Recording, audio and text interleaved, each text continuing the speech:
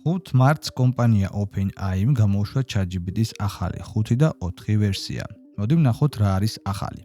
ChatGPT 5 და 4 OpenAI-ის ყველაზე მძლავრი და ეფექტური frontier მოდელია პროფესიული სამუშაოებისთვის. ის GPT-5 და 3 კოდექსის კოდირების შესაძლებლობებს აერთიანებს და გაუმჯობესებულია ინსტრუმენტებთან, პროგრამულ გარემოებებთან და პროფესიულ დავალებებთან სამუშაოდ, როგორც არის ცხრილები, პრეზენტაციები, დოკუმენტები და ასე შემდეგ. 5 და 4 ორ ვერსიად გამოვიდა, ერთი არის Thinking ვერსია, ხოლო მეორე არის Pro ვერსია. Thinking ვერსია ხელმისაწვდომია $20 პაკეტში, ხოლო Pro ვერსია $200 ან Enterprise გაუმწერებისთვის.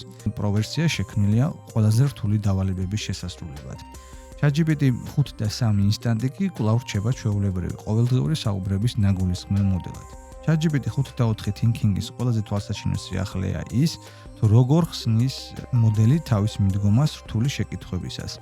ChatGPT გვთავაზობს მოკლე განმარტებას, თუ როგორ აპირებს პრობლემის გადაჭრას და მომხმარებელს შეუძლია ჩაერიოს პასუხის გამოჩენამდე. მაგალითად, თუ ოჯახურ დასვენებას გეგმავ, ChatGPT 5 და 4 Thinking-ი ჯერ ჩამოგითვლის ნაბიჯებს, ტარიფების შედარებას, ფრენებს, ღირებულებას, ყოველდღიურ მარშრუტებს, თუ რამე არ მოგეწონება ამ განრიგში, შეგიძლია მომენტალურად შეცვალო და ის ფრინად გადაეწყობა თქვენს მითითებებზე.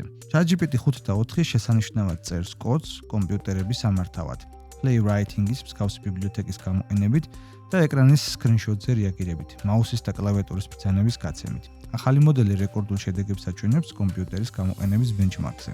OpenAI მერდროულად გაუშვა ChatGPT for Excel და Google Sheets-ის ფუნქციებით. ChatGPT პირდაპირ ჩაშენებულია ცხრილებში და შეუძლია რთული ფინანსური მოდელების შექმნა, ანალიზი და განახლება. ასევე ახალი skill ფუნქცია განმეორებადი ფინანსური სამუშაოებისთვის, შემოსავლების ანალიზი, DCF ანალიზი, საინვესტიციო გეგმები და ასე შემდეგ. ფინანსური ინდუსტრიის ბენჩმარკზე შედეგი გაიზარდა GPT-5-ის 53.7%-დან GPT-5 და 4 Thinking-ის 88%-მდე. GDPAI benchmark-ზე, რომელიც 54 პროფესიაში რეალურ სამუშაო დავალებებს ზომავს, GPT-5 და 4-მა ოფისის თანამშრომლებს 83%-ით გაუსწრო.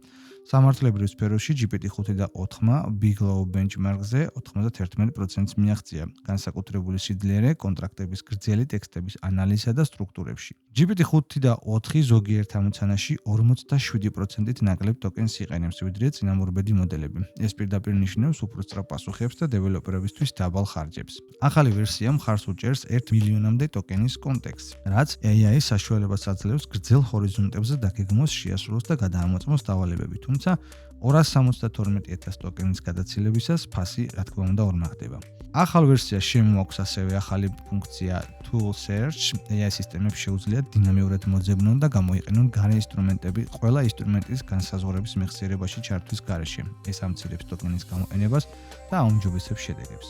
ძველი ვერსია 5 და 2 Thinking-ი ჯერჯერობით კვლავ ხელმისაწვდომი იქნება 3 თვის განმავლობაში Legacy მოდელში, ხოლო 2026 წლის 5 ივნისიდან კი ის საბოლოოდ გაქრება და რჩება 5 და 3 პლუს და Pro პაკეტში, ხოლო 5 და 4 ვერსია იქნება ხელმისაწვდომი.